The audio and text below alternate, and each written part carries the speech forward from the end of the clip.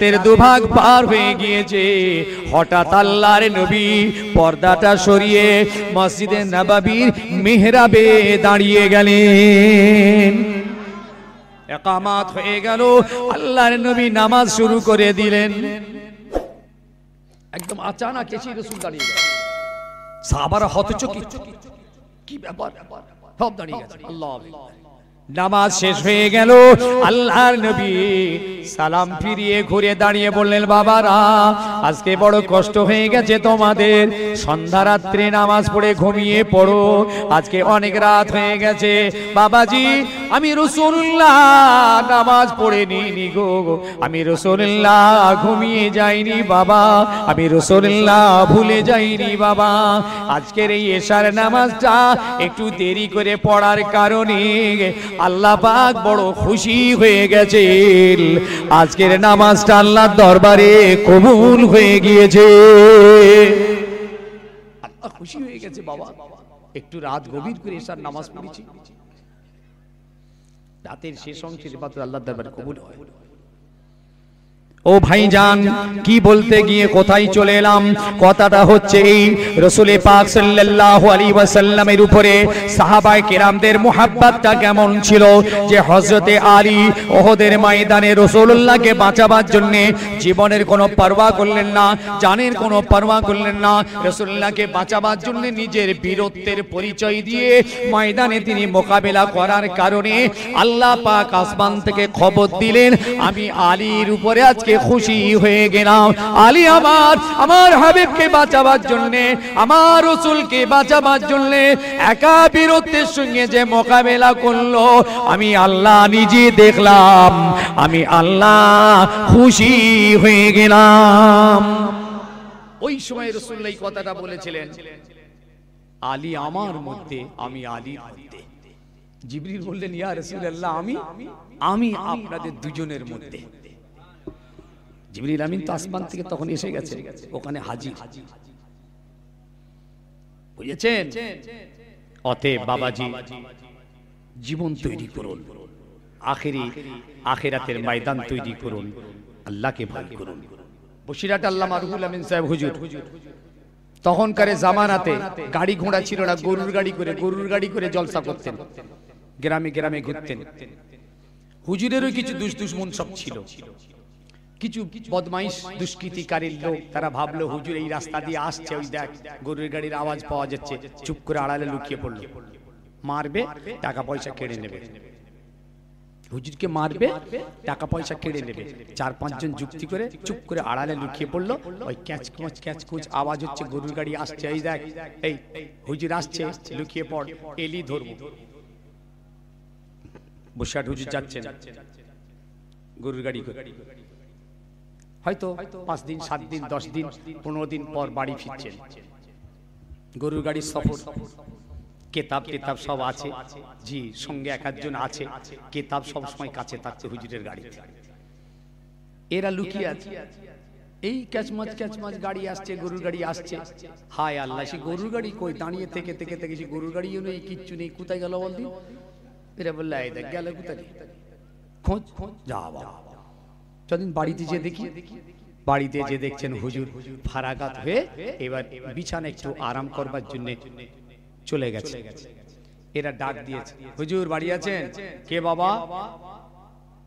বাইরে এসেছে। কি খবর, কি মনে করে?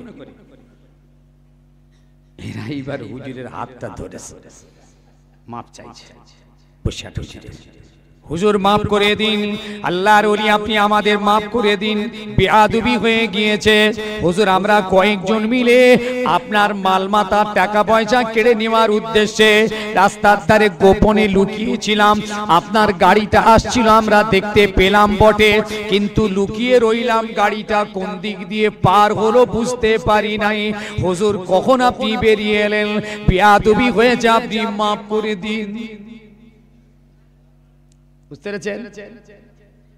দেখলেন, আজকে জীবন দিয়ে শহীদ হতে হবে না আপনাকে, ছেলে পুলে বিবি বাল বাচ্চাদের বিয়ে করে শহীদ হতে হবে না, ঘর বাড়ি ছেড়ে শহীদ হতে হবে না, শহীদ আপনাকে হতে হবে আল্লাহকে খুশি রাসূলকে খুশি করার জন্য হালালের উপরে জিন্দেগি চালান, হারামকে বর্জন করুন, ন্যায়ের উপরে সুন্নাতের উপরে দ্বীনের উপরে জীবন তৈরি করুন, হকের উপরে সত্যের উপরে জীবন তৈরি করুন। জি, মিথ্যা ছাড়ুন, গীবত ছাড়ুন, গালাগালি ছাড়ুন, মদ ছাড়ুন, জেনা ছাড়ুন, ব্যভিচারী ছাড়ুন, মেরেলিয়া কেড়েলিয়া ছাড়ুন। এই ছাড়তে গেলে এটা জিহাদ, আর এই জিহাদের উপরে জিন্দেগি যদি তৈরি করতে পারেন আল্লাহ খুশি হয়ে যাবে, আল্লাহর মাদদ আপনার উপরে আসবে।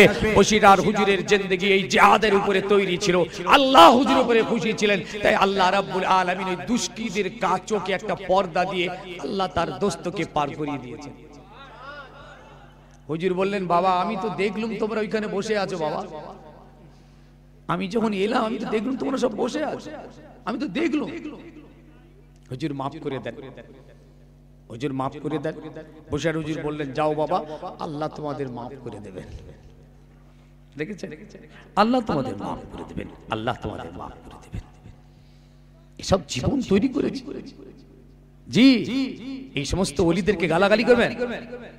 এ নালায়েক, বেহুদা মুসলমান, এই সমস্ত ওলিদের শানে ছোট বড় কথা, হিংসা, হ্যাঁ এত বড় কথা।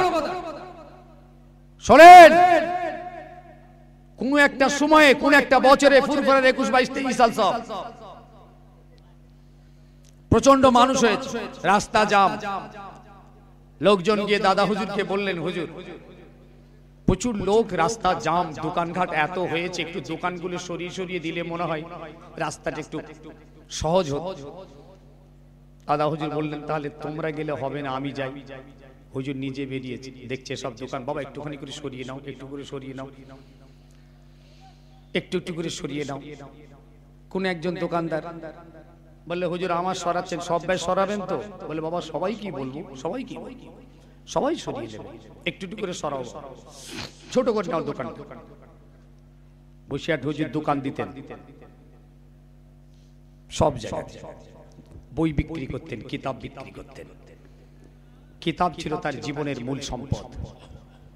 কিতাব লিখে আর বিক্রি করে দ্বীনের খিদমত করেছেন, সংসার চালিয়ে পেট পূরণ করেছেন। যে না, এই ব্যবসা নয়, ঘর বাড়ি গাড়ি বাড়ি করার ব্যবসা বসিয়াট করেননি।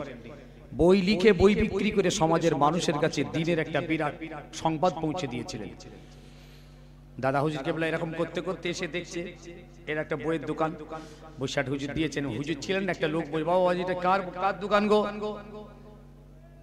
কার? বলছে, এটা বসিয়াট আমিন আর আপনার রুল আমিন সাহেবের কিতাবের দোকান। বলতে বললে, থাক। যে লোকটি বলেছিল হুজুর সবাই খরাবেন তো, সে কিন্তু পিছনে পিছনে দেখছে, দেখি হুজুর সবাই সরাই কেনা। বসিয়াট হুজুরের বইয়ে দেখে হুজুর বললেন, এটা থাক। যেই হয়ে আপনি কি করলেন? সব দোকান ছোট করেছেন, এটা করবেন না কেন? লেগেছে? ও তো জাহেল, ও তো জাহেলের চোখ দিয়ে দেখছে। আর দাদা হুজুর কেবলা হচ্ছেন ইলমে মারিফাতের মানুষ, বেলায়েতের ওলি, মারিফাতের চোখ দিয়ে দেখছেন। বসিয়াট হুজুরের কিতাবের দোকানটা আল্লাহর ফেরেশতা দিয়ে পাহারা চলছে। জোরে বলেন। অতএব এই কিতাবের দোকান আমি আবু বকর সরাতে পারবো না। জি, আর ও তো দুনিয়ার লোক, দুনিয়াদার, পাক্কা দুনিয়াদার। দুনিয়ার চোখ দিয়ে ও সব দেখতে গেছে, মনে করলো সব ভাই চোখ যেমন আমারও চোখ তেমন, ওরাও দেখেছে, আমি কি কম দেখেছি? এইরকম কিছু জাহেল দুনিয়ার চোখ দিয়ে সব জেহালতের মতো দেখছে, অন্ধ। জি, নিজে অন্ধ হয়ে আরেকজনকে চোখ দেখাবে কি করে? আল্লাহ এনাদের চোখ দিয়েছিলেন। দেখেন, জি, বইয়ের দোকানটা উনি সরাতে পারলেন না। এসব জিহাদি জীবন, আল্লাহ এদের উপরে খুশি, যে রাসূল এদের উপরে খুশি। এরা জীবন তৈরি করেছে, রাসূল পাকের সুন্নাতের পেরাবির উপরে জীবন তৈরি হয়েছে। তাই ভাইদের বলে যাই, আমার যুবকদের বলে যাই, নওজোয়ানদের বলে যাই, রাসূলুল্লাহর কথা সবাই শুনলো বটে, কিন্তু ঈমানদার মুসলমান শুনলো না। এই জন্য একটা ইহুদি একদিন আমার নবী পাকের দরবারে এলো, এসে বলছে, গো মুহাম্মদ, আমি বড় গরিব, আমি বড় গরিব, আমার সংসারটা অচল হয়ে গিয়েছে, আমার ছেলে পুলে খেতে পাচ্ছে না, আমার একটা উট আছে, এই উটটাকে দিয়ে আমি রোজগার করি, আমি কিছু ব্যবসা করি, উটটা কয়েকদিন হলো আমার কথা শুনছে না, আমার কথা মানছে না। ওগো মুহাম্মদ, আপনি যদি একবার দেখতেন উটটা কেন আমার কথা শুনছে না। হুজুর, উটটা আমার কথা শুনছে না, আমি খুব গরিব, আমি ওর পিঠে মাল তুলে নিয়ে আমি একটু ব্যবসা ট্যাবসা করি, মোটে কথা শুনছে না। হুজুর আপনি একটু দেখবেন। আল্লাহ নবী বললেন চলো চলো যাই, দেখি কি হয়েছে দেখি। হুজুর যাচ্ছেন, রাহমাতাল লিল আলামিন যাচ্ছেন, আর উটের মালিক বলছে মুহাম্মদ আপনি উটের কাছাকাছি যাবেন না। জানো কেন? না ও খুব ক্ষিপ্ত, আপনাকে কামড়াতে পারে, আপনার উপরে আঘাত করতে পারে, আপনি কাছাকাছি হবেন না। জি, কাছাকাছি হবেন। আল্লাহ নবী এগিয়ে যেতে লাগলেন, বেশ কিছুটা কাছাকাছি হওয়ার সঙ্গে সঙ্গে ওটা তার নবীকে দেখতে পেয়ে গিয়েছে, ওটা তার রাসূলকে দেখতে পেয়ে গিয়েছে। দেখতে পেয়ে ছুটে ছুটে দৌড়ে দৌড়ে এসে আল্লাহর হাবিবের কদম মোবারকে মাথাটা নিচু করে দিয়েছে। আল্লাহর নবীর মোবারক কদমে মাথাটা নিচু করে আল্লাহর হাবিবকে সিজদা করেছে। উট তার রাসূলকে সিজদা করলো, মাথা নিচু। আল্লাহর হাবিব উটের মাথাটা ধরে বললেন উট মাথা তোল, কি হয়েছে বল। আমি তোর নবী, আমি তোর রাসূল, আমি তোর পয়গম্বর বলছি। কেন তুই মনিবের কথা শুনিস না? কেন তোর মনিবের কথা মানিস না? তোর মনিবকে কেন তুই এত কষ্ট দিস? উট মাথাটা তোল, ওঠ মাথাটা তোল। কেন তোর নবীকে এত কষ্ট দিস, তোর মালিককে কষ্ট দিস? কয়েকদিন আজকে ওর খাওয়া হয় না, কেন ওর কথা শুনিস না? ছেলে পুলে বাচ্চাগুলো কষ্ট পাচ্ছে, আহার অনাহারে কষ্ট পাচ্ছে। এই ওঠ, আমি তোর নবী তোকে বলছি, আমি তোর রাসূল তোকে বলছি, আমি তোর পয়গম্বর তোকে বলছি, আজ থেকে তোর মনিবের কথাটা শুনবি। আল্লাহর নবী উটের মুখটা ধরে উঁচু করলেন, উটটা মাথাটা তুলেছেন, দেখা গেল চোখ দিয়ে পানি। আমার হাবিব পাক তাকে বুঝিয়ে সান্ত্বনা দিয়ে দিলেন। আল্লাহর হাবিবের কথাটা শুনি উটটা তার মনিবের কথা শুনছিল। উট কথা শুনছে, মাল পিঠে নিয়ে বইতে শুরু করেছে। আবাজি আমার, ভাই আমার, ছেলে আমার, যুবক জওয়ানের আমার, পৃথিবীর মখলুকাত রাসূলের কথা শুনলো। আপনি যদি একটা একটা করে শুনতে চান বলে শেষ করতে পারবো না। সারা মখলুকাত আমার রাসূলুল্লাহর কথা শুনলো।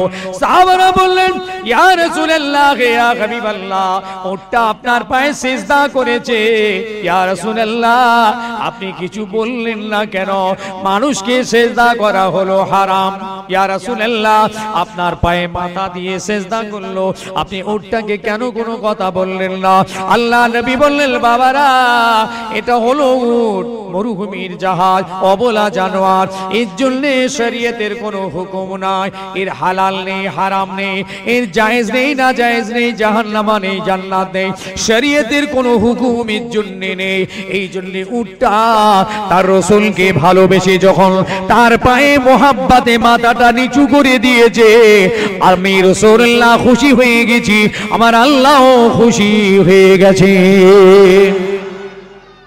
এই আপনার নবীকে কত ভালোবেসে সম্মান করেছে। সিজদা নয়, মানুষের জন্য হারাম, মানুষের জন্য একটা মানুষকে সিজদা করা শিরক। জি, এই জন্য কোনো মানুষ কোনো মানুষকে সিজদা করতে পারবে না, পায়ে মাথা দিতে পারবে না, মাজারে সিজদা করতে পারবেন না, মাজারে যে মাথা কুটতে পারবেন না। এ মিয়া সাহেব, ঈমান ঠিক রাখেন। মাজারে যে মাথা নুকুড়বেন না জানো, সেজদা দেবেন না জানো, হাজত মান্নত করবেন না জানো, ফুল চাদর দেবেন না জানো। জি, তেল দুধ চেলে খবরদার, বাচ্চাদের ছেলেদের মেয়েদের খাওয়ালে রোগ ভালো হবে, শিরক, ঈমান চলে যাবে আপনার। আল্লাহর রাস্তায় বলছি, নামাজ না পড়লে ঈমান যাবে না, রোজা না রাখলে ঈমান যাবে না, হজ না করলে ঈমান যাবে না। খাজা সাহেবের দরবারে, বড় পীরের দরবারে, কোন ওলির মাজারে গিয়ে যদি ভক্তি মোহাব্বত দেখাতে গিয়ে এই কাজটা করে বসেন, সিজদা করে বসেন, চুমু খেয়ে বসেন, হাজত মান্নত করে বসেন, ঈমান চলে যাবে, কাফের হয়ে যাবে। নামাজ না পড়লে কাফের হয় না, নামাজ না পড়লে ঈমান যায় না, গুনাহগার হয়। রাতের বেলা গোসল করছে পীর পুকুরে, জানেন? ও মিয়া সাহেব, ভাইজান, পীর পুকুরে গোসল করা লোক আছেন নাকি? তওবা কর, তওবা কর। কেউ তেল ঢেলে, পানি ঢেলে, দুধ ঢেলে, এই সামানি তলায় কীর্তি শুরু হয়ে গেছিল, আল্লাহ বাঁচিয়ে দিয়েছে। আছেন নাকি জিজ্ঞেস করে দেখেন। সব দুধ ঢেলে, যে ওখানে একটা পাথর আছে, পাথরের দুধ ঢেলে দুধ করেছে, ওই দুধ ধরে নিয়ে শিরক শুরু হয়ে গেছিল। তওবাই ছিলেন, আমি ছিলাম। সে পাথর খুলে তুলে নিয়েছে, সরিয়ে দেওয়া আছে, পুঁতে দেওয়ার কথা, বুঝেছেন? এসব মাজার কেন্দ্রিক ঈমান লুটা, খুব হুঁশিয়ার, খুব হুঁশিয়ার। এরকম আর ওলির মাজারে এরকম বেদাতি কাজ হতো, এখন তো বহু জায়গায় হচ্ছে। ফুরফুরা শরীফ শরীফে ফুরফুরার ইহাতার মধ্যে এখনো হয়নি। তবে এর জন্য দায়িত্বশীল মানুষদের জন্য খুব গুরু দায়িত্ব, হুঁশিয়ার থাকতে হবে, মজবুত হতে হবে। কোন রকম ভাবে সুযোগ সুবিধা যেন না পাই।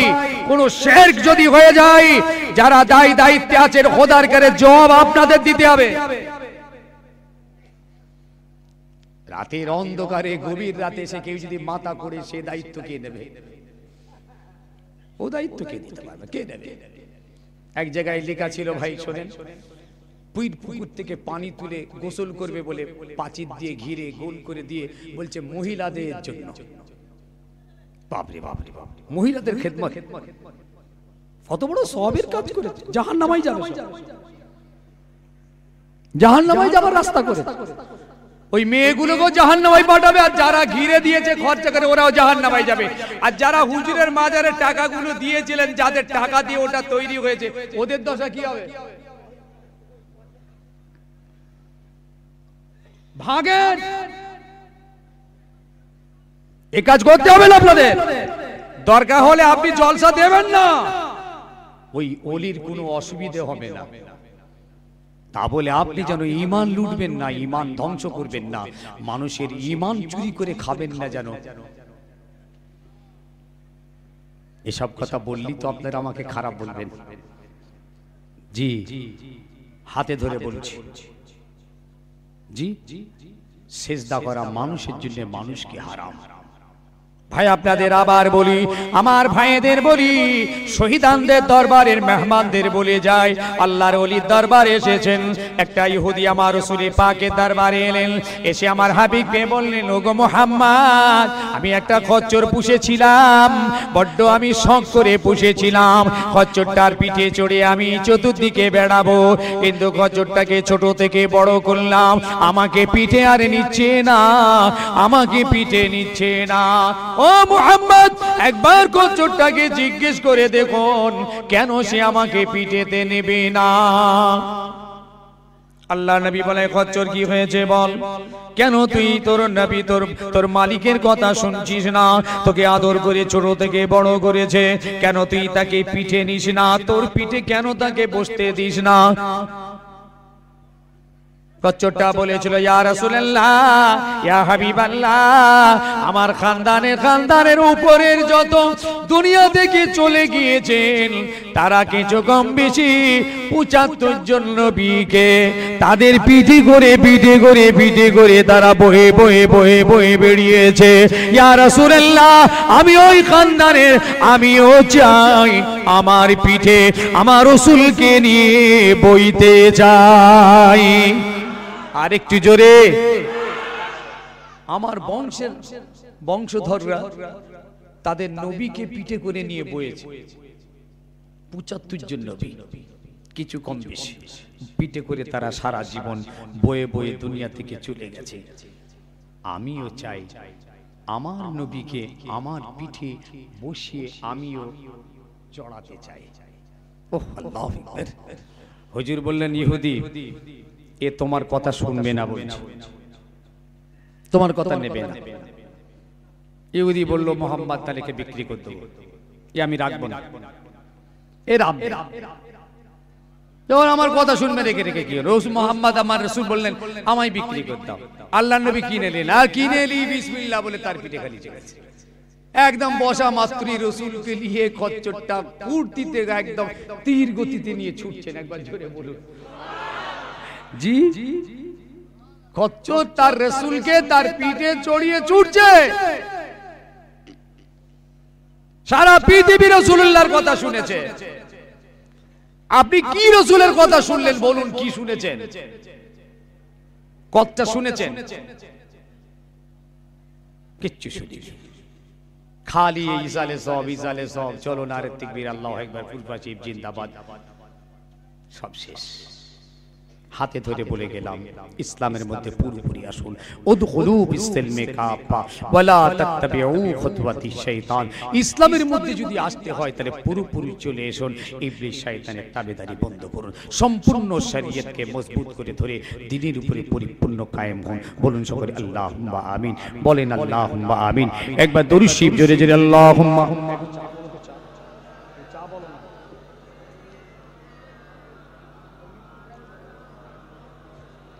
এটা জোরে জোরে আল্লাহুম্মা সাল্লি আলা সাইয়্যিদিনা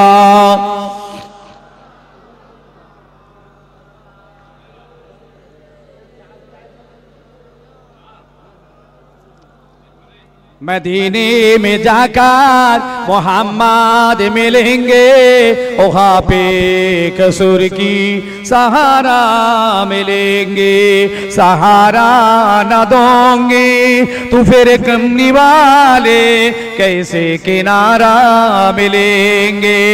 अल्लाहुम्मा सल्ली अला माशाअल्लाह माशाअल्लाह वअला आले सय्यिदिना। हर शख्स क़यामत में परेशान रहेगा, रो रो के हर एक शख्स मोहम्मद से कहेगा, हर नबियों में शान है मोहम्मद के निराले, उम्मत की जो कश्ती है मोहम्मद के हवाले। अल्लाहुम्मा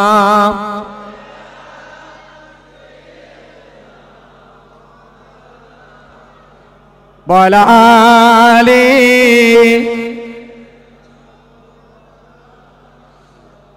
তাই রসুল শহীদের দরবারের ভাইদের আজকে বলে গেলাম, যুবকদের বলে গেলাম, মুরব্বিদের বলে গেলাম, মা বোনদের বলে গেলাম, ইয়া আইয়ুহাল্লাযীনা আমানুত্তাকুল্লাহ হাক্কা তুকাতিহি ওয়া লা তামুতুন্না ইল্লা ওয়া আনতুম মুসলিমুন। আল্লাহ পাক পৃথিবীর জমিনে ঈমানদারদেরকে আল্লাহ ভয় করতে বললেন, সমস্ত মানুষদের ভয় করতে বলেননি।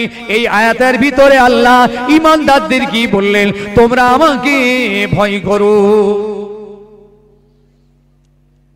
যাদের অন্তরে খোদার ভয় এসে গেছে, খৌফ ইলাহি এসে গেছে, আল্লাহর ওলি তারা হয়ে যাবেন, আল্লাহর মাহবুব হয়ে যাবেন, আল্লাহর পিয়ারা হয়ে যাবেন। এদের দ্বারা আল্লাহর জমিনে নাফরমানি হবে না, জুলুম হবে না, অন্যায় হবে না, অবিচার হবে না। ঈমানদার মুমিন মুসলমান আল্লাহর জমিনে আল্লাহর আইন মেনে চলবে, সংবিধান মেনে চলবে, আল্লাহর হুকুম মেনে চলবে, নিজস্ব ইচ্ছা খেয়াল খুশি মতো চলতে পারে না। আবু বকর সিদ্দিকের সঙ্গে এক সাহাবীর ঝগড়া হচ্ছে, কথা কাটাকাটি। এইরকম একটা জায়গায় দাঁড়িয়ে আবু বকর সিদ্দিক একটা কড়া কথা বললেন। যেই কড়া কথাটা বলে ফেলেছেন, সঙ্গে সঙ্গে বলছেন ভাই আমি একটা কড়া কথা বলে ফেলেছি, তুমি আমাকে ওই কথাটা বলে প্রতিশোধটা নাও। আমি আবু বকর বলছি তুমি ওই কড়া কথাটা আমাকে বলো। তিনি বলছেন ভাই আমি কখনো আপনাকে ও কথা বলতে পারবো না, আপনি রাসূলুল্লাহ সাহাবা এবং একজন জলিল কাদের টপ র‍্যাঙ্কের সাহাবা, আপনাকে আমি কখনোই কথাটা বলতে পারবো না। আবু বকর বলছে আমি হাতে ধরে বলছি আপনি ওই কথাটা আমাকে বলে নিয়ে প্রতিশোধটা নিয়ে নেন, আমি যেহেতু আপনাকে বলেছি আপনি প্রতিশোধটা নেন। আবু বকর সিদ্দিকের অন্তরে ভয় হচ্ছে, এই ভয়ে তিনি বলছেন প্রতিশোধটা নিয়ে নাও। এনার অন্তরে খোদার ভয় হচ্ছে আমি আবু বকরের প্রতিশোধ নিতে পারবো না। দুজনেই ভয়, কেউ লড়ছে না। আবু বকরও ছাড়ছে না, উনিও ছাড়ছেন না, ইনিও ছাড়ছেন না, উনিও বলবেন না, ইনিও ছাড়বেন না। আবু বকর বললেন, দেখো ভাই, যদি তুমি আমাকে ওই কথাটা বলে প্রতিশোধটা না নাও, আমি রাসূলুল্লাহ দরবারে কেস ফাইল করব, আমি কিন্তু রাসূলুল্লাহ দরবারে বিচার দেব। বাবা, ভারী মজার কথা, আপনি বললেন আমাকে, আবার আপনি দরকার, আপনি আমায় কড়া কথা বললেন, আবার আপনি কি আবার রাসূলের দরবারে আমার বিরুদ্ধে শিকায়েত করবেন? আবু বকর বললেন, হ্যাঁ আমি করব, হয় তুমি আমার প্রতিশোধটা নাও। উনি বলছেন আমি নিতে পারবো না, আবু বকর বলছেন তোমায় নিতে হবে। চলো ভাই, ইসলামের ইতিহাসে এমন নজির আছে নাকি? জি, যিনি অন্যায় করলেন আবার তিনিই বলছেন আমি বিচার দেব, এরকম কেউ আছে নাকি? যে আপনি চুরি করবেন আবার বলবেন ভাই আমার বিচার করে দাও, এরকম সচ্চর আছে কেউ? আবু বকর সিদ্দিক কথার প্রসঙ্গগত হিসাবে কথাটা বলে ফেলেছেন, বলি সঙ্গে সঙ্গে খামোশ হচ্ছেন। ভাই বল, ভাই বল, আমাকে উত্তরটা দে, আমার প্রতিশোধটা নে। বলে নেব না, রাসূলের দরবারে কেস ফাইল করো। ইয়া রাসূলুল্লাহ, আমার এই ভাইটাকে আমি একটা কড়া কথা বলে ফেলেছি, তো আমি আবু বকর এত করে অনুরোধ করছি যে ওই কথাটা আমাকে ফের রিপিট করে বলে তুমি প্রতিশোধটা নিয়ে নাও। ইয়া রাসূলুল্লাহ, মোটে ওই ভাই প্রতিশোধটা নিচ্ছেন, আপনি একটু বলুন। সাহাবী বলছেন, ইয়া রাসূলুল্লাহ, আমি আবু বকরের উপরে এই কথা বলতে পারবো না হুজুর। ইয়া রাসূলুল্লাহ, আমি কেমন করে বলবো? ইনি হলেন আবু বকর, আপনার জীবনের প্রথম সঙ্গী। ইয়া রাসূলুল্লাহ, আপনার বড় মুহাব্বতের সাহাবা, আমি কি করে করা কথাটা বলি? আপনি যদি দুঃখ পান, আল্লাহ অসন্তুষ্ট হয়ে যাবেন, আল্লাহ অসন্তুষ্ট হলে আমি বরবাদ হয়ে যাব। ইয়া রাসূলুল্লাহ, আমি পারি না, আবু বকরকে কথা বলতে পারি না। আবু বকর বলেন, ইয়া রাসূলুল্লাহ, ওই ভাইটা যদি কথা আমাকে বলে যদি প্রতিশোধটা না নেন, আমি আল্লাহর কাছে লাজবাব হয়ে যাব, আল্লাহর কাছে ধরা পড়ে যাব। ইয়া রাসূলুল্লাহ, আপনি অসন্তুষ্ট হয়ে যাবেন, আপনি যদি অসন্তুষ্ট হয়ে যান, আমি আবু বকরের নাজাত কঠিন হয়ে যাবে। ইয়া রাসূলুল্লাহ, আমি কি করে বলি? হুজুর আপনি ওকে বলুন। মারাত্মক কেস। আবু বকর সিদ্দিক এই বিচার রাসূলের কাছে দিলেন। আল্লাহর নবী বললেন, দেখো, তুমি আমার আবু বকরকে এই প্রতিশোধটা মূলক কথাটা না বলার জন্য আমি রাসূল খুশি হয়ে গেছি, আল্লাহ তোমার উপর খুশি হয়ে গেছে। তুমি আবু বকরের উপর এই কথাটা যে বলনি, খুব ভালো কাজ করেছো এবং উত্তম কাজ করেছো, এত উত্তম করেছো, আল্লাহ পর্যন্ত তোমার উপর খুশি হয়ে গেছে। আবু বকর বলছেন, ইয়া রাসূলুল্লাহ, তাহলে আর আমি যে বললুম, ইনি কাঁদছেন। ভাই, এটা খোদার ভয় আছে নাকি না? এই কথা বলেন না কেন? এটা কি খোদার ভয় ছিল অন্তরে নাকি এমনি?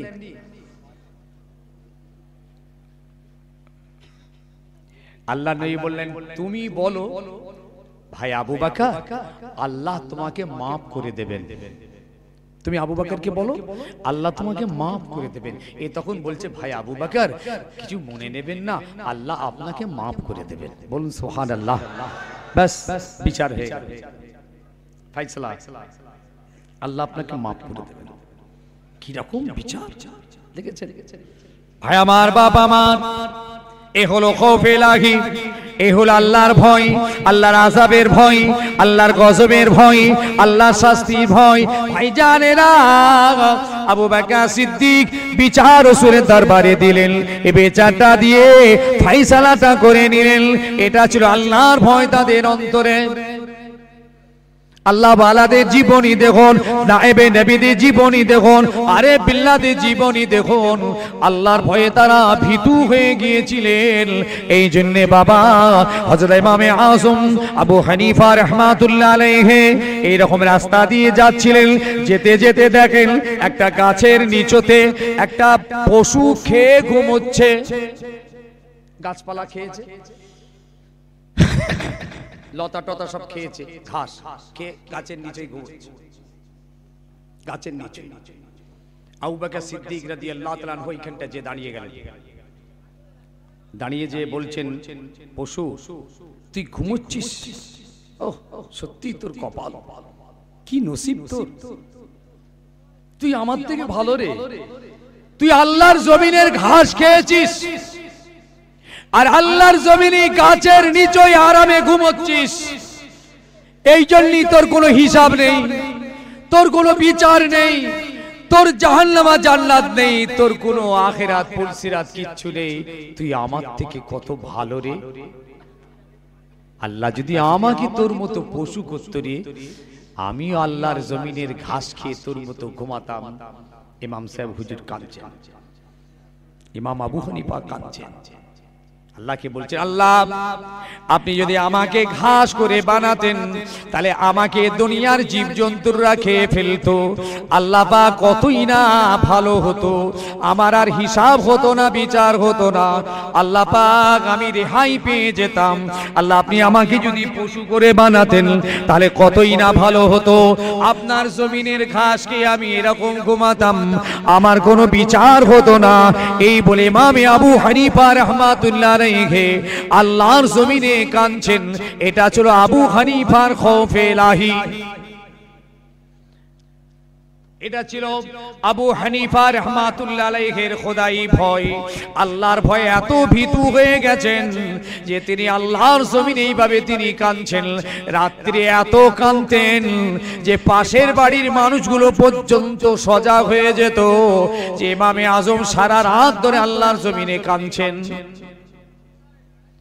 ও ভাইজান, ভাই ছেলে, মুরব্বী, যুবক জওয়ানেরা, আজকে শহীদানদের দরবারে এই অঙ্গীকারবদ্ধ হয়ে উঠুন, সবাই মিলে আজকে এই ওয়াদা নিয়ে কাল থেকে যাব যে জীবনের হারামগুলো বর্জন করে দিয়ে আল্লাহ শরীয়ত দ্বীন ইসলামকে মজবুত করে ধরে তার উপরে জীবনটা চালিত করব।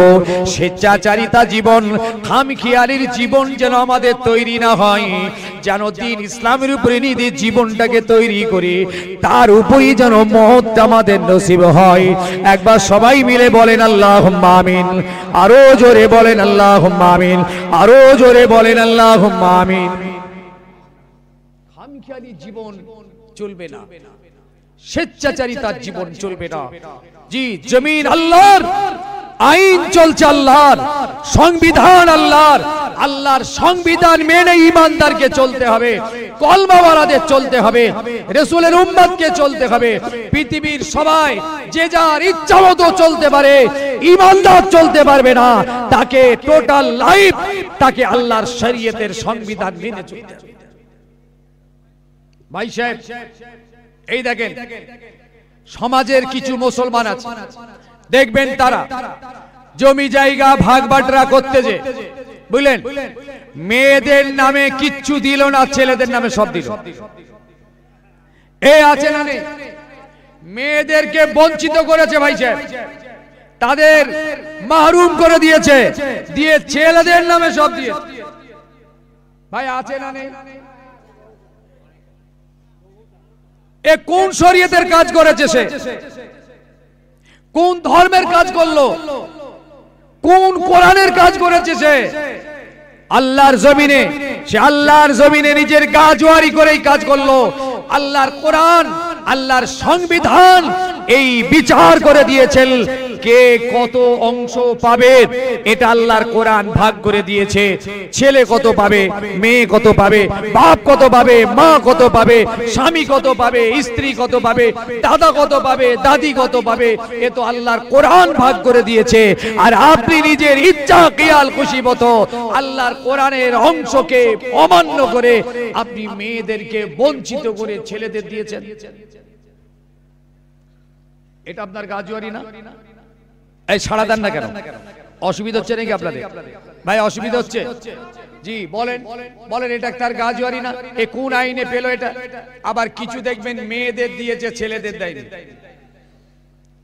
এসব শুরু করলেই এখন মুশকিল আছে, গায়ে জ্বালা লেগে যাবে।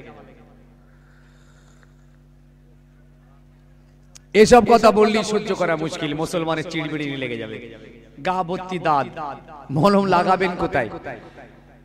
গা ভর্তি ঘা। আমাদের কিছু আছে দেখবেন সুন্নত আদায় করার জন্য দুটো বিয়ে করে, হাফ সুন্নত, হাফ, ফুল নয় হাফ।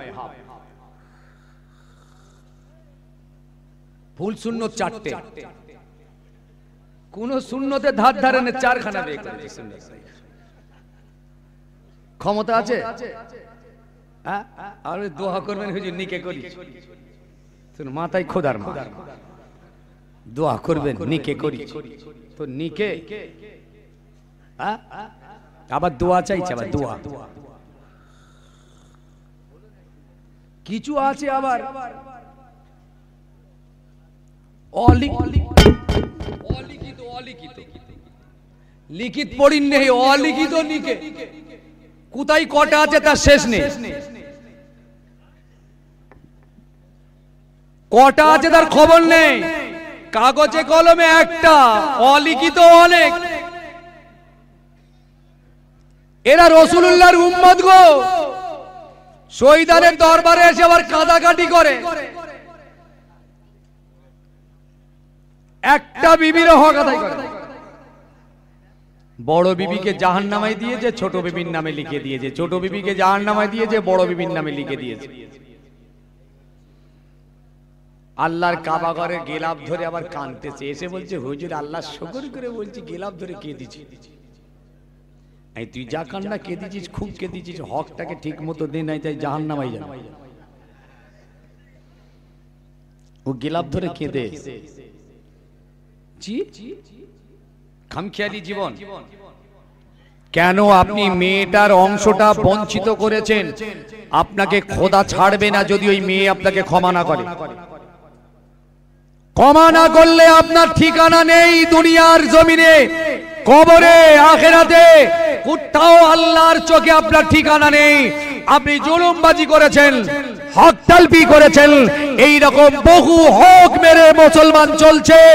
আরে বাবাজি, শহীদানরা এসেছিলেন এই হক কায়েম করার জন্য, শরীয়ত কায়েম করার জন্য, আল্লাহর দ্বীনকে পৃথিবীর জমিনে এস্টাবলিশ করার জন্য, আল্লাহর দ্বীনকে কায়েম করার জন্য, সত্যকে পৃথিবীর জমিনে স্থাপিত করার জন্য। সেই শহীদদের দরবারে জবাবদিহি আপনি কোন অধিকারে আপনি আপনার মেয়েকে বঞ্চিত করেছেন, ছেলেকে বঞ্চিত করেছেন, স্ত্রীকে বঞ্চিত করেছেন, আপনার ভাইকে বঞ্চিত করেছেন, এই অধিকার আপনাকে কে দিল? এ তো আপনার গাজর। পৃথিবীর সব জাত করতে পারে, নাস্তিক, ইহুদি, খ্রিস্টানরা করতে পারে, আপনি পারেন না বাবাজি। যেহেতু আপনার কোরআন আছে, হাদিস আছে, দ্বীন আছে, শরীয়ত আছে, ইসলাম আছে, আপনি পারেন না। জিন আপনি করতে পারেন, বুঝেছেন? খোদার ভয় আছে অন্তরে নেই বলি তো কি সমস্যা, এত বড় কাজ করে বেড়াচ্ছে। কি সর্বনাশে কাজ চলছে আজকে। হক না হক, ন্যায় সত্য অন্যায় কিচ্ছু পরোয়া নেই, বেপরোয়া হয়ে ঘুরে বেড়াচ্ছে। এ তো বললাম তো, নমরুদের মতো খোদা দড়ি ছেড়ে রেখেছে, ফেরাউনের মতো খোদা দড়ি ছেড়ে রেখেছে, সাদ্দাদের মতো খোদা দড়ি ছেড়ে রেখেছে। লাগাম চলো মুসলমান, যতদূর পারো চলো, খোদা ওই রকম মার একটা করে দেবে, ধ্বংস হয়ে যাবে, জিন্দেগি বরবাদ হয়ে যাবে। আল্লাহরকে ভয় করেছিলেন রাসূলুল্লাহর এক সাহাবার কথা মনে পড়ছে বলি, নাম হচ্ছে সালাবাতুল আনসারী, মদিনার একজন আনসারী সাহাবা। ইনি এনার মুহাজিরিন একটা সাহাবার সঙ্গে বন্ধুত্ব ছিল। মুহাজিরিন সাহাবাকে নিয়ে রাসূলুল্লাহ যুদ্ধে গেলেন, আনসারী সাহাবা বাড়িতে রইলেন।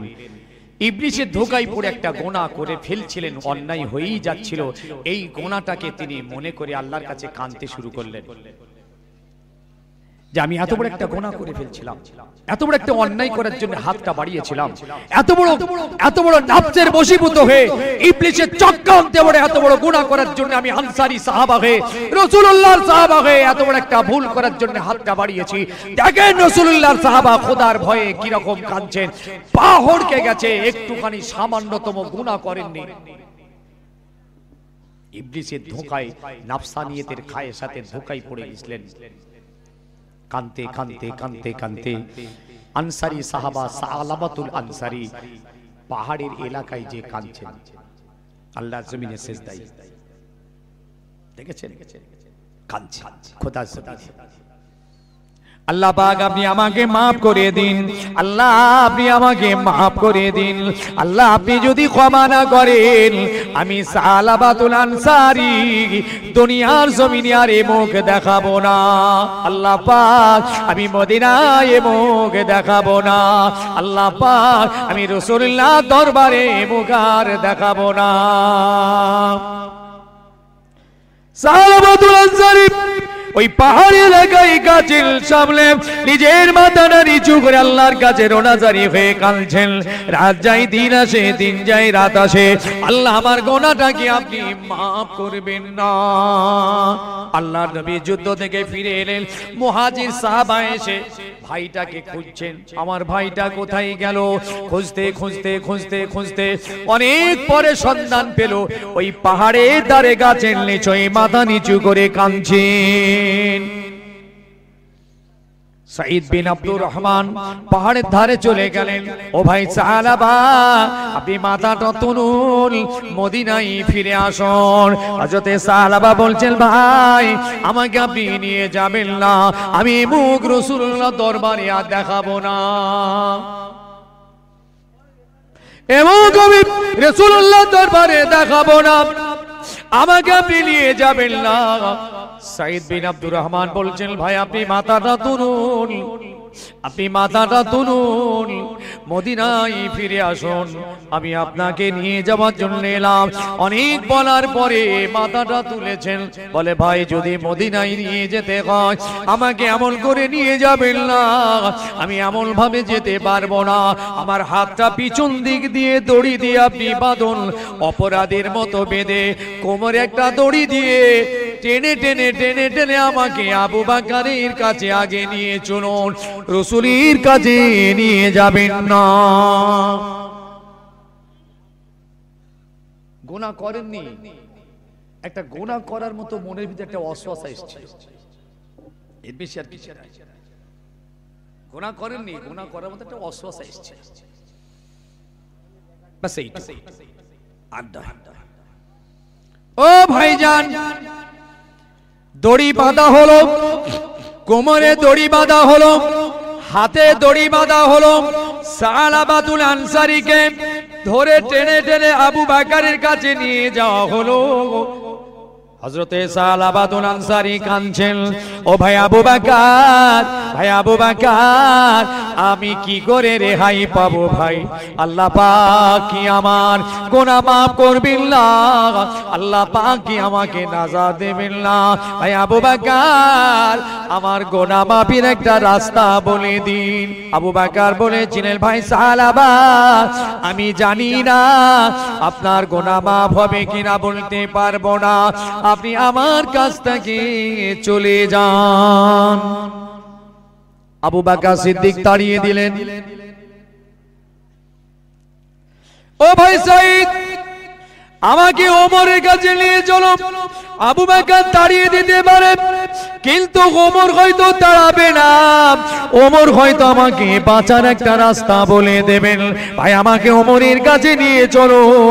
এই বলে হযরতে সাঈদ বিন আব্দুর রহমান সালাবাতুল আনসারীকে দড়ি বাঁধা অবস্থায় টেনে টেনে হযরত ওমরে ফারুকের কাছে নিয়ে গেলেন। হযরতে সালাবা কাঁদছেন, ভাই ওমর, আমার কি গুনাহ মাফ হবে না? আমার জন্য একটা রাস্তা বলে দিন, কিভাবে চললে আল্লাহ আমায় মাফ করে দেবেন? ওমর বললেন, আমি জানি না, যাও তুমি আমার দরবার থেকে দূর হয়ে যাও। এত খোদার ভয় আমার মুসলমানের ঘরের মা বোন আর ছেলেদের, বাবাজিদের খোদার ভয়ে অস্থির। রমজান মাসে রোজা রেখেছে, তাও টাইম পাস করার জন্য টিভি খুলে চ্যানেল দেখছে। জোহরের পর আসর হয়ে গেছে, নামাজ পড়ছে, ঠিক জোহর পড়ে এলো, আসর পড়ে এলো, টাইম কাটছে না, খুলে দে তো। কোন ইবলিস ওর ভিতরই আছে। রোজার মাসে নাকি ইবলিস বাঁধা থাকে রে ভাই, ইবলিস বাঁধা থাকে। ইবলিস নাকি থাকে না, তো টিভি দেখছে। কোন ইবলিস ওটা?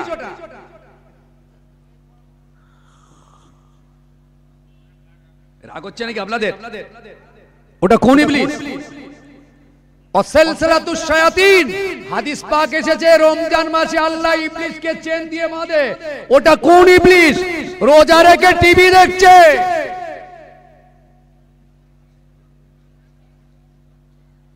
হ্যাঁ, এত খোদার ভয়, বাপ রে বাপ রে বাপ, এত খোদার ভয়। মেলা দেখতে গেছে, আমার ছেলে গেছে, ছেলের বাপ গেছে, ছেলের মা গেছে, ছেলের বউ গেছে, আবার মা বোনটা আবার বোর কাপড়ে মেলা দেখতে গেছে। কি খোদার ভয়! পর্দার ঠেলায় অস্থির। ওই হাজবেন্ডও জাহান্নামায় যাবে, তার সঙ্গে তার ওই পর্দানিসীন বউটাও যাবে, দুজনই একসাথে যাবে।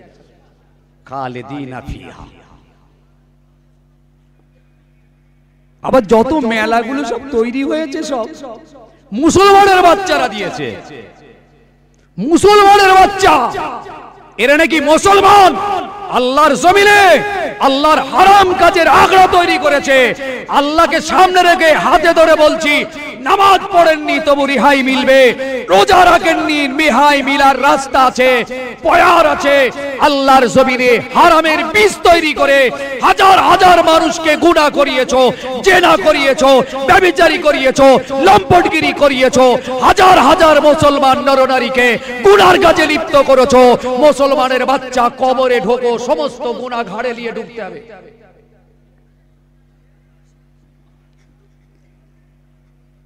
এর আবার মাথায় টুপি দিয়ে ইসাল সাহেবের শহীদদের দরবারে এসে লজ্জা থাকা দরকার। এদের লজ্জা থাকা দরকার। কোন লজ্জার মাথা খেয়ে এরা শহীদের দরবারে মাথায় টুপি দিয়ে এসেছে? এরা শরীয়ত জবাই করা মুসলমান, ইসলাম জবাই করা মুসলমান। রাসূলুল্লাহ সুন্নাতকে কবর দিয়েছে, হারামের আগড়া তৈরি করে খোদার জমিনে নাচিয়েছে মেয়েদেরকে দিয়ে, খোদার জমিনে গান বাজিয়েছে, খোদার জমিনে মদ খাইয়েছে, শরাব খাইয়েছে, জেনা করিয়েছে, ব্যভিচারী করিয়েছে, জুয়া খেলিয়েছে, পয়সা দিয়ে, গতর দিয়ে, সময় দিয়ে। লজ্জা! এরা ইসলামকে খুন করেছে। খুনি মুসলমানেরা কবরে ঢুকুক, খোদার জাহান্নাম ছাড়া ওদের ঠিকানা নেই। এরা শহীদদের দরবারে এসেছে, আবার আল্লাহর শহীদের দরবার আবার চাঁদা দিচ্ছে, ক্লিয়ার করতে এসেছে। ক্লিয়ার। রাগ হচ্ছে আপনাদের? অসুবিধা হচ্ছে নাকি? আমি জানি তো আপনারা একটু অসন্তুষ্ট হবেন আমার উপরে, যায় আসে না। শরীয়তের কথা বললে আমাদের যা গায়ে ঘা আছে, একটু অসন্তুষ্ট হওয়ার কথাই। আবার এক এক জায়গায় পীরেদের নামে মেলা দিয়েছে। পীরেদের নামে, জানেন? পীরেদের নাম, আরে বাপ রে বাপ, পীরেদের নেড়া পীর, মানিক পীর, বুড়ো পীর, পীরেদের নামে মেলা দে, পীরেদের নামে মেলা দে। আস্তাগফিরুল্লাহ। পীর ঠেলা সামলা। একা ঠিক বলছি না ভুল বলছি?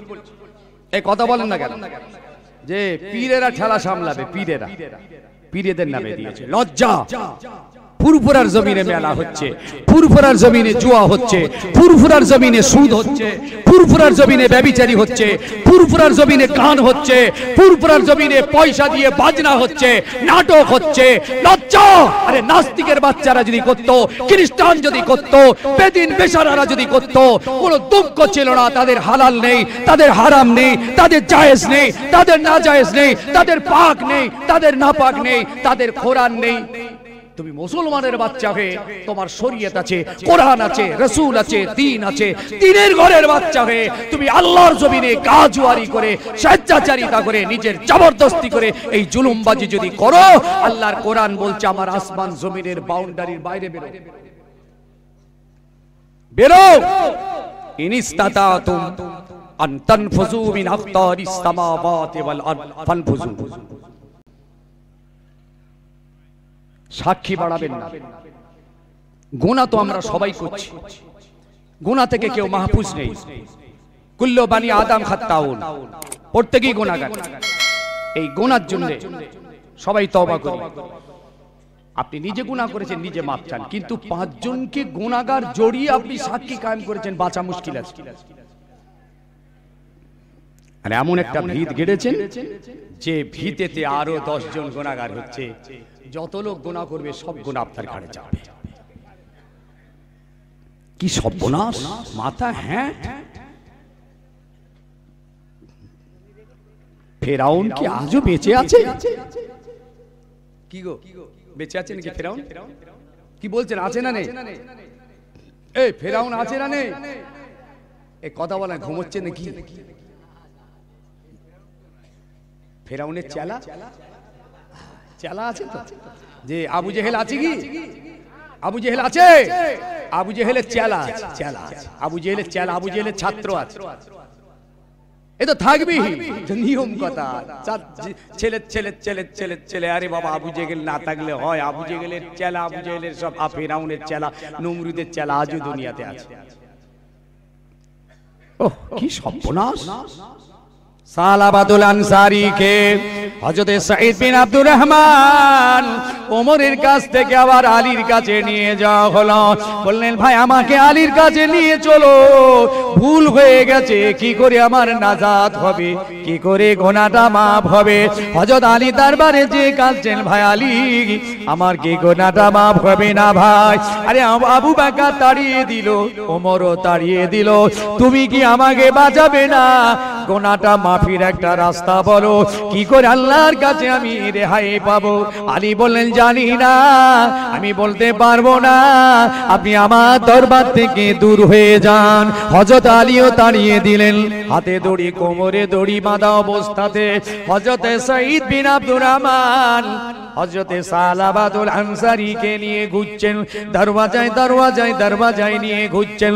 হযরত সালাবাতুল আনসারী কাঁদছেন, শত শেষে বললেন ভাই আব্দুর রহমান সবাই তাড়িয়ে দিতে পারে, রাহমাতাল লিল আলামিন তাড়াতে পারবে না। চলো আমার নবীর কাছে নিয়ে চলো, রাহমাতাল লিল আলামিনের দরবারে নিয়ে চলো, আল্লাহর নবী আমাকে আর তাড়াবেন না। আল্লাহর হাবিবের দরবারে যে কাঁদছেন, ইয়া রাসূলুল্লাহ ইয়া হাবিবাল্লাহ, হুজুর আমার গুনাহটা কি maaf হবে না? হুজুর আমার কি গুনাহ maaf হবে না? ইয়া রাসূলুল্লাহ কি করে গুনাহটা maaf হবে? হুজুর আপনি আমাকে রাস্তা বলে দিন। আল্লাহর নবী বলে, সাহাবা তুমি কেন তোমার ভাইয়ের খেয়ানত করতে গিয়েছিলে? তুমি এত বড় গুনাহ কেন করতে গেলে? আমি জানি না তোমার গুনাহ maaf হবে কিনা, আমি বলতে পারবো না। আমি রাসূলুল্লাহর দরবার থেকে তুমি দূর হয়ে যাও। রাসূলুল্লাহ তাড়িয়ে দিয়েছেন, আবু বকর তাড়িয়ে দিলেন, ওমর তাড়িয়ে দিলেন, আলী তাড়িয়ে দিলেন, রাসূলুল্লাহ তাড়িয়ে দিলেন। আপনি ভাবছেন খাজা সাহেব, আপনি ভাবছেন আমি শহীদানের দরবারে ক্লিয়ার করে ফেলবো? ক্লিয়ার?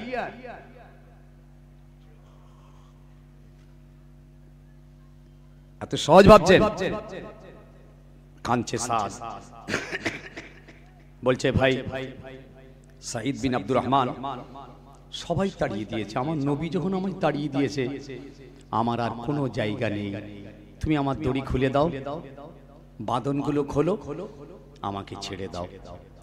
আমি আমার একমাত্র খালেক আল্লাহ, আমার মালিক, আমার আল্লাহর দরবারে যে আমি একটু কাঁদি, আমার আল্লাহ ছাড়া আমার আর কেউ বাঁচাবার নেই।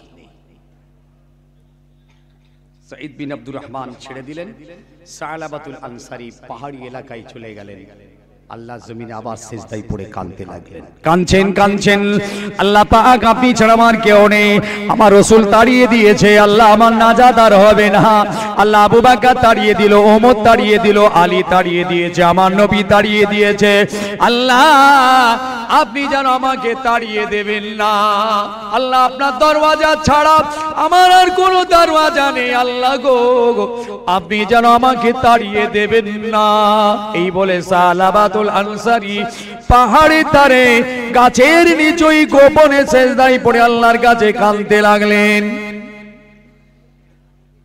দিন যায় রাত আসে, রাত যায় দিন আসে, আল্লাহ পাকের দরবারে কবুল হয়ে গেল। জিবরিল আমিনকে আল্লাহ পাঠাচ্ছেন, এই জিবরিল তুমি তাড়াতাড়ি যাও, আমার হাবিবকে গিয়ে খবরটা দাও, আমার হাবিব আমার বান্দা, সালাবা আমার বান্দা, আমি আমার হাবিবকে ভালোবাসি, আমার সাহাবাকেও আমি ভালোবাসি। কেন আমার নবী আমার সাহাবাকে তাড়িয়ে দিল? সাহাবা আমার নবীর কাছে গিয়ে যখন মাফির রাস্তা চেয়েছিল, গুনাহ মাফের রাস্তা জানতে চেয়েছিল, আমার হাবিব কেন কে তাড়িয়ে দিয়েছে? জিবরিল আমার নবীকে জানিয়ে দাও, সবাই তাড়িয়ে দিতে পারে, আমি আল্লাহ আমার সাহাবাকে তাড়াতে পারি না। আমি আমার সাহাবাকে জীবনের সব গুনাহ আমি মাফ করে দিয়েছি। সবাই তাড়িয়ে দিয়েছো, আমি তাড়াবো না। আমার নাম রহমান, আমার নাম রহিম, আমার নাম গফফার, আমার নাম করিম।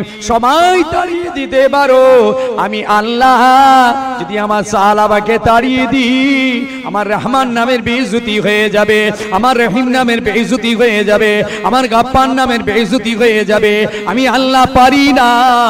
আমার হাবিব আমার সাহাবা তওবাকে কবুল করে জিন্দেগীর গুনাহ আমি মাফ করে দিলাম। আর কি জোরে হবে না? সবাই মিলে হবে।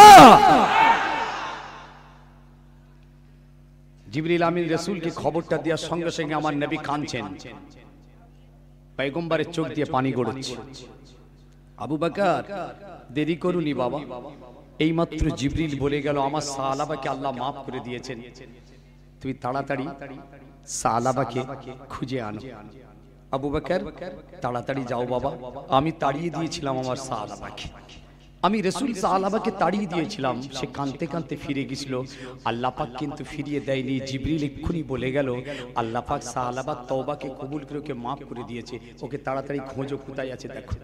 আবু বকর কাঁদছেন, ইয়া রাসূলুল্লাহ আমার কাছে ভাই এসে কাঁদছিলেন, আমার কাছে মাফির জন্য রাস্তা জানতে চাইছিলেন, আমি আবু বকরও তাড়িয়ে দিয়েছি হুজুর।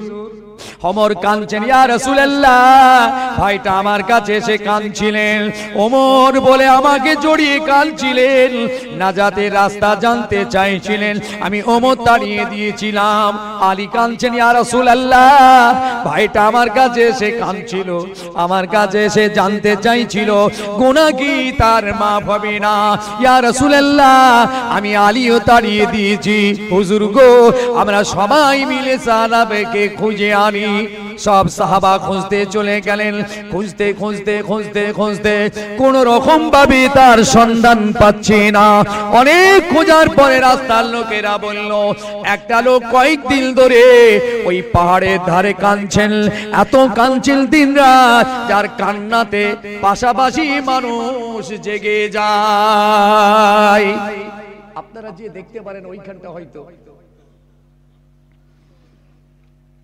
গুনাহ করেনি, জমি জায়গা কেড়ে নেয়নি, গান বাজনা করেনি, মদ জোয়া খেলেনি, তাড়ি খায়নি, মাকে বাপকে মারেনি, এতিমের মাল জনগণের টাকা পয়সা মেরে খায়নি, মসজিদ মাদ্রাসার সম্পত্তি মেরে খায়নি।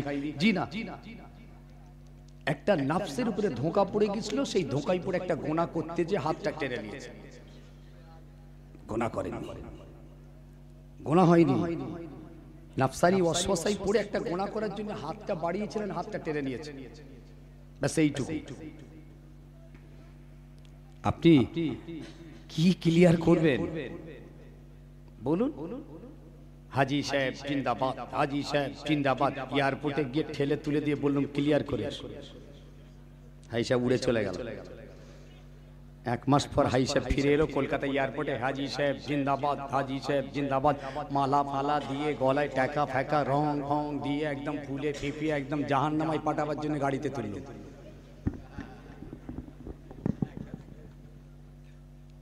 হাজী সাহেবকে গ্রামে ঢুকিয়ে দিলাম, গাড়িতে চড়িয়ে এক এক জায়গায় কথা বলছে, এক এক জায়গায় গাড়িতে চেপে গোটা গ্রাম চুরকির মতো ঘোরাচ্ছে, মানে ইবলিশ লেগে গেছে পিছনে। হাজী সাহেব তো কোলা ব্যাগের মতো ফুলছে গাড়ি। এসব কিছু কিছু জায়গার ঘটনা আছে, আমরা সারা বাংলায় ঘুরছি তো। আপনারা যত মানুষ আছেন আমার মনে হয় কম বেশি সবার গ্রামে আমার যাওয়া আছে, কিছু কম বেশি। আল্লাহ শুকর করে বলছি, এরকম কিছু জায়গাতে এরকম হাজী সাহেব তো ফুলে কলা গাছ, তারপরে বললেন হুজুর খানাটা করে দেন। এত তাকবীর দিয়ে নিয়ে এলো, আবার তাকবীর দিয়ে নিয়ে গেছিল, খানাটা করে।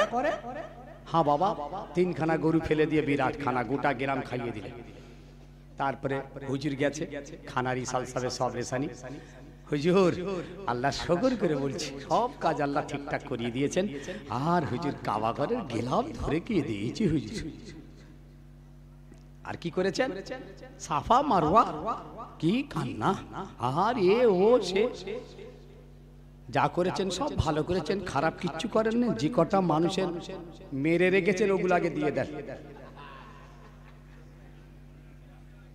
সব ক্লিয়ার করেছেন ঠিক করেছেন অসুবিধা নেই আল্লাহ খুব খুশি হয়েছে কিন্তু ক্লিয়ার আসল ক্লিয়ার এখন হয়নি যে কটা মেরে রেখেছ ফেরত দাও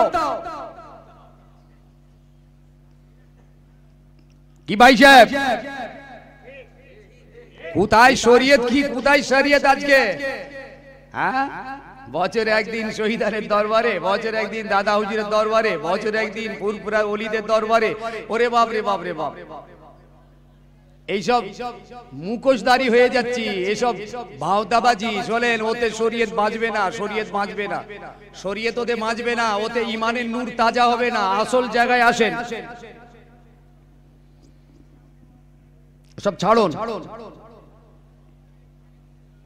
সালাবাতুল আনসারী কে খুঁজে পাওয়া গেল আবু বকর রাত হয়ে গেছে আবু বকর সিদ্দিক পিছন দিক থেকে ডাকলে ও সালাবা আর কেঁদো না মাথাটা তুলো এসো মদিনায় ফিরে যাই এসো ভাই মদিনায় ফিরে এসো হযরতে সালাবা বললেন কে তুমি তোমার গলার আওয়াজ শুনে মনে হচ্ছে তুমি আবু বকর ও ভাই আবু বকর আমাকে নিয়ে যাবেন না আমি মদিনায় মুখ দেখাবো না ওমর বলেন ও ভাই সালাবা মাথাটা তুলুন আল্লাহর নবী আমাদের পাঠিয়েছেন আল্লাহ পাক জানিয়ে দিয়েছেন ওহী নাজিল হয়ে গিয়েছে আল্লাহ পাক আপনার তওবাকে কবুল করে আপনার গুনাহ আল্লাহ maaf করে দিয়েছে ও ভাই সালাবা আপনি মাথাটা তুলুন রাসূলুল্লাহ পাঠিয়েছেন মদিনায় ফিরে আসুন হযরতে সালাবা সিজদা থেকে মাথা তুললেন ওদের সঙ্গে করে মদিনায় ফিরে আসছেন মদিনায় ফিরে এসে যখন মসজিদে নববী শরীফে ঢুকছেন ফজরের জামাত দাঁড়িয়ে গেছে রাসূলুল্লাহ ইমামতির জায়গায় দাঁড়িয়ে গেছেন সাহাবারা কাতারে কাতারে দাঁড়িয়ে গেছেন আর সালাবাতুল আনসারী পিছনের দিকে একটা কাতারে ফজরের নামাজে দাঁড়িয়ে গেলেন আল্লাহর হাবিব নামাজ শুরু করলেন কেরাত চালু হলো আলহাকুমুত তাকাসুর যে রাসূলুল্লাহ আয়াতে পাকের ছোট্ট টুকরাটা পড়েছেন পিছন দিক থেকে একটা বিকট আওয়াজ শুনতে পাওয়া যায় আল্লাহর হাবিব আবার এগিয়ে গেলেন হাত্তা যুরতুমুল মাকাবির আবার একটা বিকট আওয়াজ হয়ে গেল নবী পাক কেরাত শেষ করলেন নামাজ শেষ করলেন সালাম ফিরিয়ে দিয়ে বললেন দেখো পিছন দিকে একবার সবাই গিয়ে দেখো সবাই পিছনে ফিরে এসেছে এসে দেখে সালাবাতুল আনসারী ওই মদিনার সাহাবা মদিনার মসজিদের উপরে পড়ে ছটপট ছটপট ছটপট করতে লেগেছে আল্লাহ নবী বললেন বাবারা তাড়াতাড়ি পানি দাও ওগো আবু আইয়ুব আনসারী হাতের বিটটা ধরে দেখো আবু আইয়ুব আনসারী হাতের বিটটা ধরে বলছেন ওগো আল্লাহর নবী ওগো আল্লাহর নবী সালাবাতুল আনসারী আর দুনিয়াতে বেঁচে নাই হুজুর ইন্তেকাল হয়ে গেছে আল্লাহর হাবিব কাঁদছেন সাহাবারাও কাঁদছেন নবী পাক বলছেন আল্লাহ আমার সাহাবাকে এত ভালোবেসেছেন আল্লাহ পাক আমার সাহাবা জীবনের গুনাহ maaf করে দিয়েছেন আল্লাহ তওবাকে কবুল করে নিয়েছেন গো মসজিদের ভিতরে নামাজ অবস্থায় আল্লাহ আমার সাহাবাকে কবুল করে নিয়েছেন গোসল দেওয়া হলো কাফন পরানো হলো জানাজা নামাজের জন্য তৈরি সাহাবারা সব দাঁড়িয়ে গেছেন নবী পাক ইমামতির জন্য এগিয়ে যাচ্ছেন দুনিয়া থেকে চলে গেলেন সালাবাতুল আনসারী জানাজা হচ্ছে আল্লাহর নবী হচ্ছেন ইমাম, পাটা গোড়ালিটা উঁচু করে পায়ের ডগে ভর দিয়ে যাচ্ছে। সাহাবারা বললেন, ইয়া রাসূলুল্লাহ, আপনি এরকম করে যাচ্ছেন, আপনার কষ্ট হবে। হুজুর, আপনি পাটা সোজা করে ফেলুন। আল্লাহ নবী বললেন, সাহাবারা কি বলবো, আল্লাহ পাক আমার সাহাবার উপরে এত খুশি হয়েছেন, এত কান্না কেঁদেছিলেন পাহাড়ি জমিনে নির্জনে নিরালায়, এত তওবা করেছেন।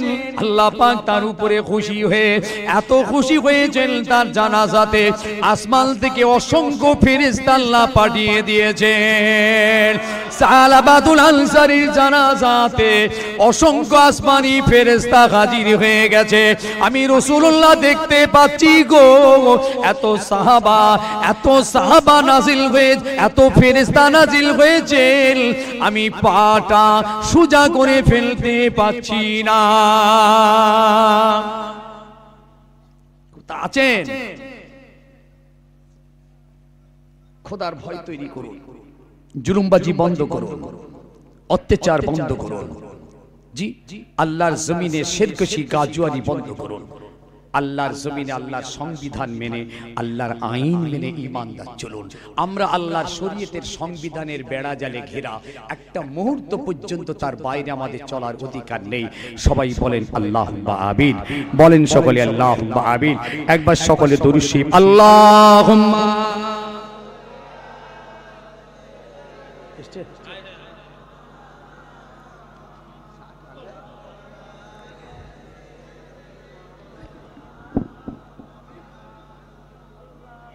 মাশাআল্লাহ, সংক্ষেপ করলাম। আমার জন্য দোয়া করবেন। আমার ভাইজান হুজুর এসেছেন, আপনাদের খিদমতে মুখতাসার কিছু আলোচনা করে শেষ দোয়া করবে। সেই দোয়ায় আমার জন্য সবাই শরীক হবেন, আমার জন্য চাইবেন আল্লাহ আমার সেহাত দেন এবং আমাকে আল্লাহ পাক আমল করার তৌফিক দেন। ওয়া আখিরু দাওয়ানা আনিল হামদুলিল্লাহি রাব্বিল আলামিন। আসসালামু আলাইকুম। নারে